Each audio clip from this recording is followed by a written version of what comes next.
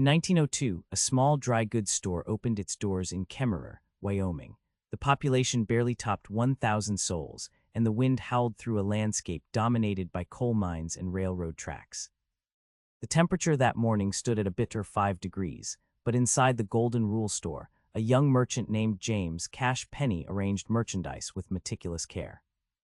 This is the story of an American retail giant that would grow to define middle-class life for generations, before fading into the shadows of its former glory. What happened to JCPenney? The question echoes through abandoned department stores in dying malls across America.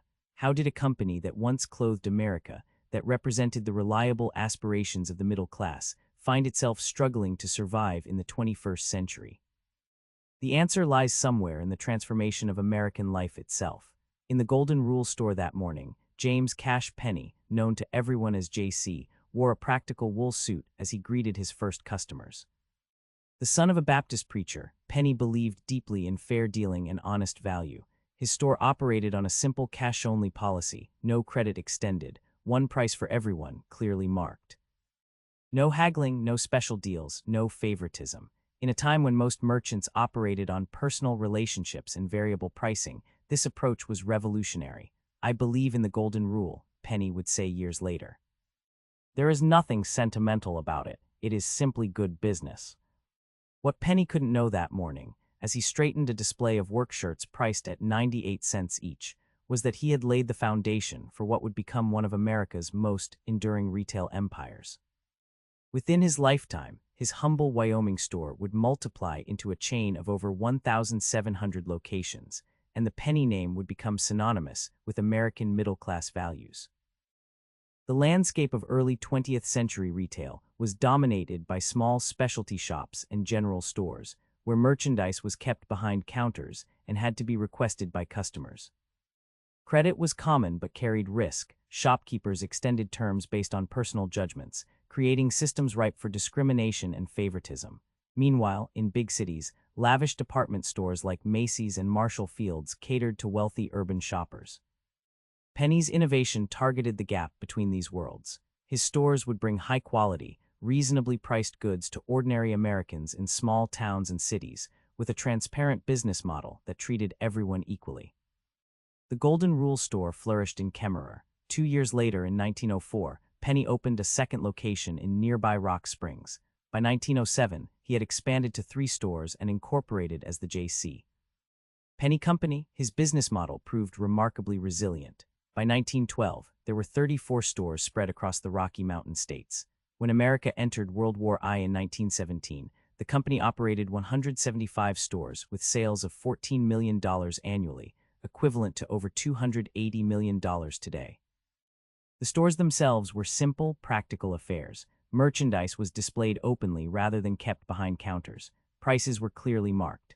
The stores featured wooden floors that creaked underfoot, simple glass display cases, and employees dressed in suits or conservative dresses.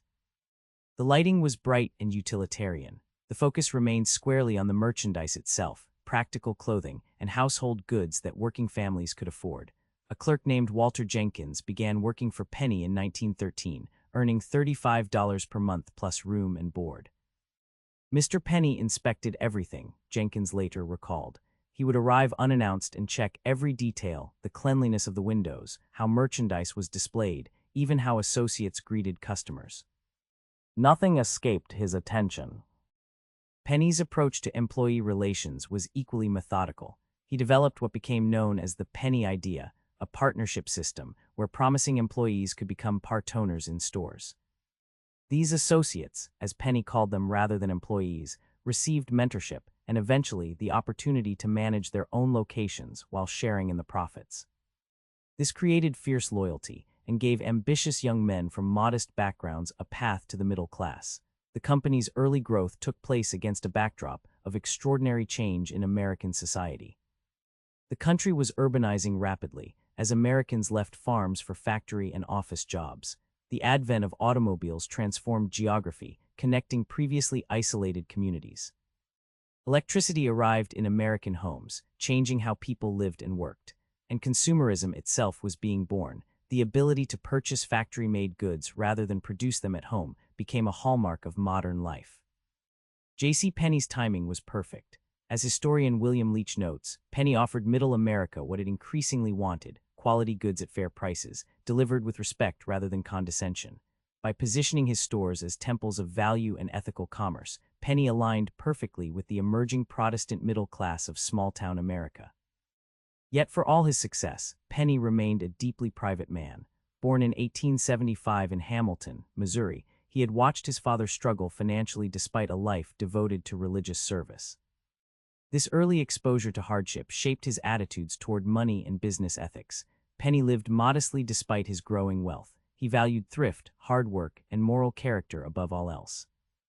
By 1924, the J.C. Penney Company operated 500 stores nationwide, and annual sales exceeded $91 million, equivalent to $1.4 billion today. The company's expansion paralleled the growth of middle-class America itself. As historian Elizabeth Cohen writes, Penny stores helped define what it meant to be middle class in America, not through luxury, but through affordable quality and respectability. The stores themselves acquired an almost sacred quality in small-town America. Going to Penny's was an event, recalled Dorothy Hamilton, who grew up in Abilene, Kansas during the 1920s. Mother would put on her good dress and hat, and we would take the trolley downtown. The store smelled of fresh cotton and floor polish. The salesladies knew our names. I remember the sound of the pneumatic tubes carrying cash to the office upstairs and the satisfying thunk when your change returned. These memories would be echoed across generations of Americans. JCPenney became more than a store. It became a ritual, a shared experience that helped define American community life. The company weathered the Great Depression better than many competitors, though not without struggle. J.C. Penny himself lost much of his personal fortune in the stock market crash of 1929. The company's conservative financial management, minimal debt, careful expansion, cash-only operations provided resilience during economic catastrophe. While many retailers failed, JCPenney continued to grow, albeit more slowly. By 1941, when America entered World War II, JCPenney operated over 1,600 stores. The war years brought new challenges: rationing, material shortages, and a workforce depleted as men joined the military. For the first time, women began to take more prominent roles in store operations, filling positions previously held exclusively by men. When peace returned in 1945, JCPenney stood poised to benefit from the post-war economic boom. And what a boom it was! The American economy exploded in the decades following World War II. Returning veterans, armed with GI Bill benefits, formed families and moved to newly built suburbs. The middle class expanded dramatically. Discretionary income grew. Americans began to define themselves increasingly through consumption. The products they purchased and displayed became markers of identity and status. JCPenney evolved to meet this new reality. The simple, utilitarian stores of the early 20th century gradually transformed into more elaborate operations. The company abandoned its cash-only policy in 1958, introducing the JCPenney credit card. Store designs became more sophisticated, with better lighting, wider aisles, and more attention to visual merchandising. The product assortment expanded beyond basic dry goods to include appliances, sporting goods, automotive supplies, and eventually electronics. The 1950s and 1960s marked JCPenney's golden age. The company established its headquarters in New York City, symbolically placing itself at the center of American commerce. In 1962, JCPenney surpassed $2 billion in annual sales for the first time. By 1970, that figure had nearly doubled to $4 billion. The workforce expanded to over 150,000 employees. The company began opening stores in the new indoor shopping malls that were transforming suburban landscapes across America. Winnie Johnson started as a sales associate at the JCPenney in Lakewood, California, in 1956. It was the best job a young woman could have, she recalled decades later. The pay was good, the people were nice, and working at Penny's gave you status in the community. Customers respected us. We had excellent training, 6 weeks before they'd let us work with customers. We learned the merchandise inside and out. Johnson would rise through the ranks over a 42-year career, eventually becoming one of the company's first female store managers. In those days, the store was the heart of the community, she said. We knew our regular customers by name. People came to Penny's for everything: their first communion outfit, their prom dress, their wedding gifts. We dressed America, and we did it with pride. The stores of this era followed a consistent formula. Men's clothing and shoes occupied the ground floor, along with cosmetics and accessories. Women's apparel and children's clothing filled the second floor. Home goods, curtains, bedding, towels claimed the third. Each department had dedicated staff who developed expertise in their product categories. The JCPenney aesthetic was neither cutting-edge nor discount. It occupied the comfortable middle ground of American taste. The company cultivated a corporate culture that emphasized service, fairness, and community involvement. Store managers were expected to join the local Rotary or Kiwanis Club. Associates participated in charity drives and community events. The company's founder may have retired from active management in 1946, but his ethical principles remained deeply embedded in the organization's identity. Working at Penny's wasn't just a job, explained former department manager Robert Davis, who joined the company in 1964.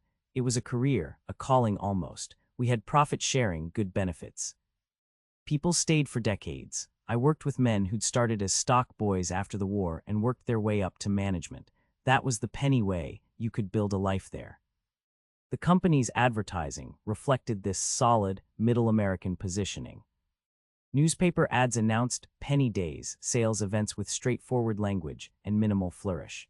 Television commercials featured practical demonstrations of product quality rather than emotional appeals. The tagline, "When you look good, we look good," emphasized the mutual relationship between store and customer. By the early 1970s, JCPenney had grown to more than 1,700 stores, reaching from Alaska to Puerto Rico. The company employed nearly 200,000 people and generated annual sales approaching $5 billion. It had become America's second-largest retailer, trailing only Sears, Roebuck & Co. Yet beneath this apparent prosperity, subtle cracks were forming in the foundation. The retail landscape was shifting in ways that would eventually challenge JCPenney's dominance. New competitors were emerging with radically different business models. Cultural attitudes toward consumption were evolving, and within the company itself, a generational changing of the guard was underway. The first warning sign came from an unexpected quarter. In 1962, the same year JCPenney celebrated its 60th anniversary, 3 new retailers opened their doors: Walmart, Kmart, and Target. Each would pioneer approaches to discount retailing that would eventually transform American shopping habits. Initially, JCPenney management paid little attention to these upstarts. Discount stores had existed before, and JCPenney's focus on quality and service seemed to occupy a different market segment entirely. But these new competitors were different, more sophisticated, better capitalized, and armed with modern inventory management systems that would eventually revolutionize retail economics. Inside JCPenney, the 1970s brought significant strategic shifts. The company aggressively expanded into shopping malls, investing heavily in larger, more elaborate stores. The product assortment grew to include major appliances, hardware, automotive services, and even insurance. In 1971, JCPenney opened a massive 200,000-square-foot flagship store in Manhattan, symbolizing its ambitions to compete with more prestigious retailers.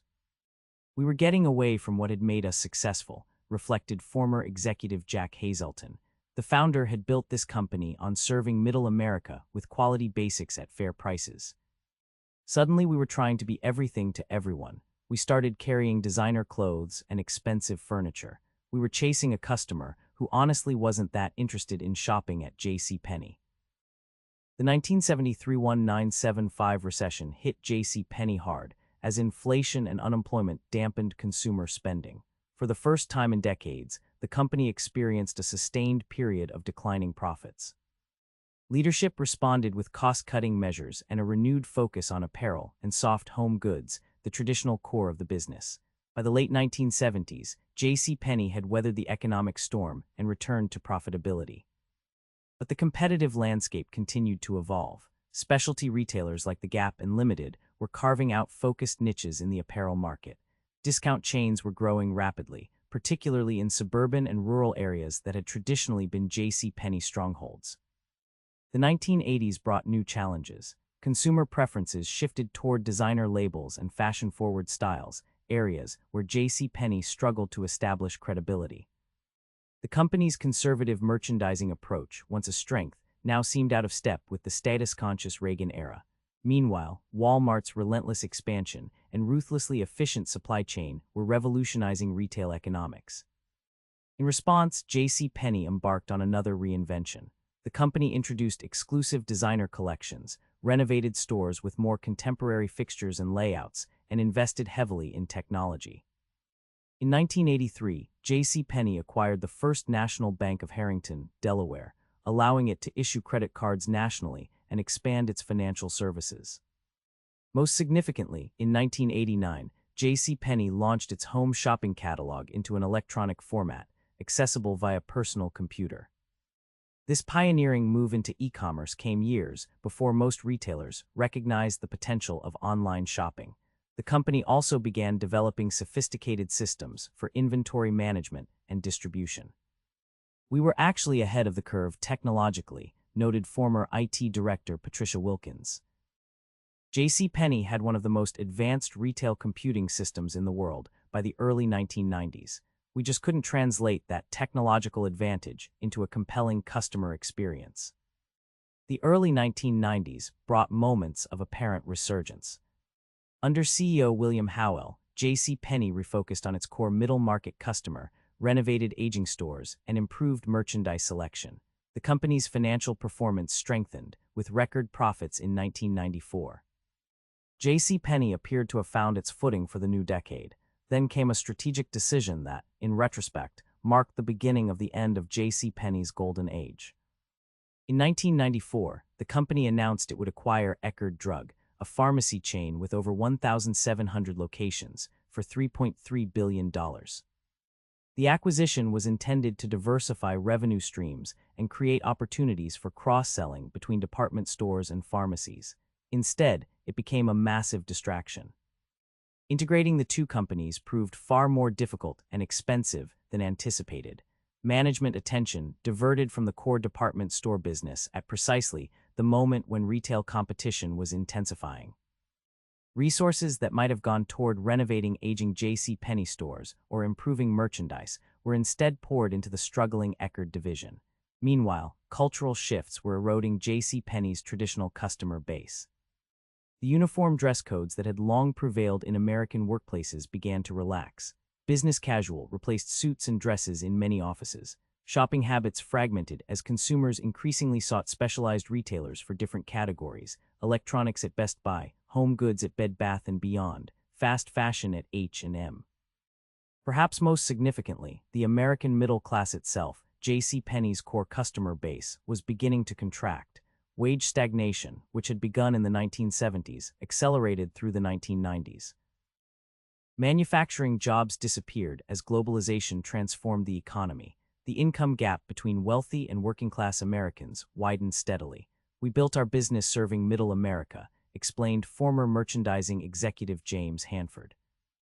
"When the middle class started shrinking, we felt it before many others did. Our customer was getting squeezed financially, and it showed in our sales figures."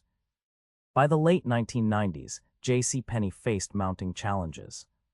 Comparable store sales stagnated, profit margins compressed. The company's stock price lagged behind retail peers. Mall traffic, crucial for JCPenney's predominantly mall-based locations, began a slow but steady decline as consumers found alternatives to traditional shopping centers. The new millennium brought no relief. In 2000, Alan Questrom became CEO with a mandate to turn around the struggling retailer. Questrom, an industry veteran who had previously led Neiman Marcus and Barney's New York, implemented a centralized merchandising system to replace JCPenney's traditional store-by-store buying. He closed underperforming stores, reduced debt, and finally divested the troublesome Eckerd division in 2004. These steps stabilized the company temporarily, and JCPenney even experienced a brief renaissance between 2005 and 2011 under CEO Mike Ullman. The company refreshed its image with new private label brands like ANA, and St. John's Bay introduced Sephora shop-in-shops that drew younger shoppers and improved its digital presence. Then came the decision that many considered JCPenney's most catastrophic misstep. In 2011, the company hired Ron Johnson, the celebrated retail executive who had created Apple's wildly successful retail stores, as its new CEO. Johnson arrived with a radical vision to reinvent JCPenney as a collection of branded boutiques with everyday low pricing, rather than the promotional sales the company had relied on for decades. Johnson eliminated coupons and sales events that JCPenney customers had come to expect. He rapidly renovated stores to create a more upscale shopping environment. He replaced established private label brands with new, unfamiliar names. All this occurred without market testing or gradual implementation. The results were disastrous. In Johnson's first full year, 2012, JCPenney lost $985 million as sales plummeted by 25%. Loyal customers, confused and alienated by the changes, abandoned the retailer in droves. By April 2013, Johnson was ousted, and former CEO Ullman returned to attempt damage control. What Johnson failed to understand was the emotional connection JCPenney's customers had with the brand, explained retail analyst Margaret Chen. These were often multi-generational relationships. Mothers who had been taken to JCPenney by their mothers now brought their own daughters. The coupons, the sales events, they weren't just marketing tactics. They were rituals that customers valued. Johnson essentially told these loyal customers that their traditions were outdated and irrelevant. The company never fully recovered from the Johnson era. Though Ullman managed to stabilize operations somewhat, JCPenney continued to lose market share and struggle financially. In 2015, Marvin Ellison took over as CEO, focusing on appliances and home services to differentiate from competing retailers. This strategy showed initial promise, but ultimately failed to reverse the company's fortunes. By 2018, JCPenney operated fewer than 850 stores, half its peak number. Annual revenue had fallen to $12.5 billion, down from over $19 billion a decade earlier. The company cycled through 4 CEOs in 8 years, each attempting different strategies to revive the ailing retailer. Then came the final blow. In 2020, as the COVID-19 pandemic forced temporary closures of non-essential retailers, JCPenney, already weakened by years of losses and carrying substantial debt, filed for Chapter 11 bankruptcy protection. The company announced plans to permanently close nearly 30% of its remaining stores. In the months that followed, a deal emerged to save a portion of the business. Mall operators Simon Property Group and Brookfield Asset Management acquired JCPenney's retail operations, while the company's creditors took ownership of its real estate assets. The transaction preserved approximately 650 stores and 60,000 jobs, at least temporarily. Today, JCPenney continues to operate, though as a shadow of its former self. The company that once stood as America's second-largest retailer now struggles for relevance in a landscape dominated by Amazon, Walmart, and specialized competitors of all kinds. In Kemmerer, Wyoming, where it all began, the original JCPenney location closed decades ago. The building still stands on the corner of Main and JCPenney Drive, repurposed as the JCPenney Homestead Museum. Inside, visitors can see the restored apartment where James Cash Penney and his wife lived above the original Golden Rule store. Display cases hold artifacts from the company's early days: ledgers, merchandise, advertisements, and photographs. The museum receives just a few thousand visitors annually. What remains of JCPenney's legacy extends far beyond physical stores or balance sheets. The company helped define American retail in the 20th century. It clothed generations of Americans for school, work, and special occasions. It furnished their homes, equipped their kitchens, and adorned their children. "My grandmother worked at JCPenney for 37 years, said Michael Thompson, visiting the museum from Denver. Every Christmas, every birthday, every special occasion in our family involved something from Penny's. When I started my first job after college, she took me there to buy my first proper suit. There was such pride in it for her. This wasn't just where she worked. It was part of our family identity." This sentiment echoes across America. JCPenney wasn't just a store. It was a cultural institution that helped shape middle-class identity. It represented stability, reliability, and attainable quality, values that resonated deeply with many Americans, particularly those in small towns and suburbs. The decline of JCPenney parallels broader changes in American society: the contraction of the middle class, the shift away from mall shopping, the acceleration of income inequality, and the rise of e-commerce. In this sense, JCPenney's story is America's story. Some retail analysts point to management missteps as the primary cause of JCPenney's downfall: the Eckerd acquisition, Johnson's failed reinvention, slow adaptation to digital commerce.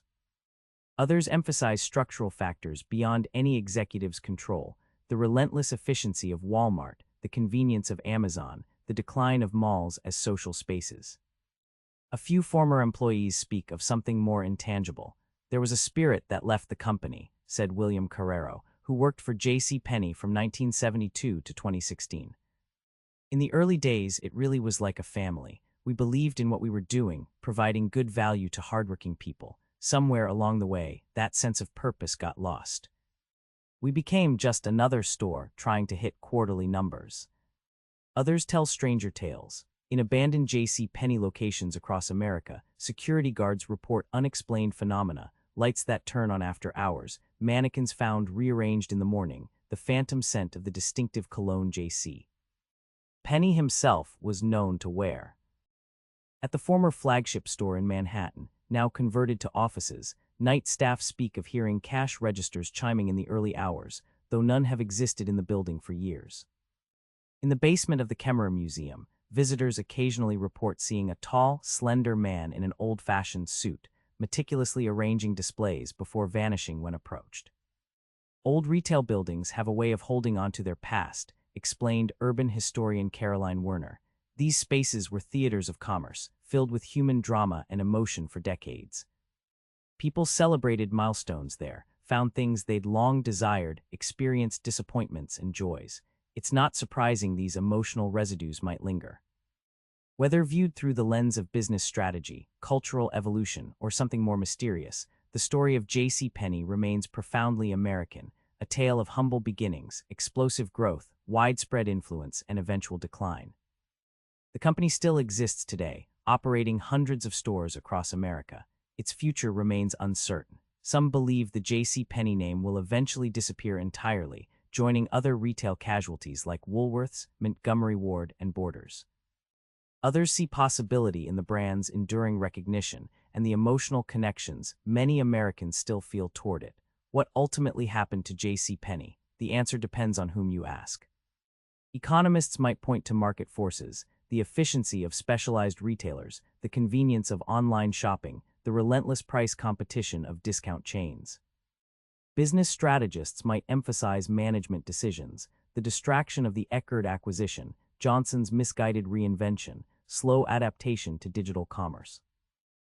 Cultural historians might see JCPenney's trajectory as inseparable from that of the American middle class itself, ascending through most of the 20th century, then struggling as economic inequality widened and social cohesion frayed.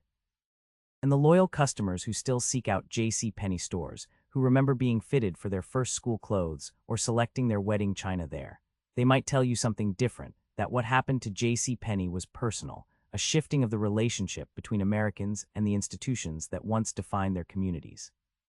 Perhaps all these perspectives contain elements of truth. Perhaps none captures the full story. The golden rule that James Cash Penney championed, treating others as you wish to be treated, proved a powerful foundation for a retail empire.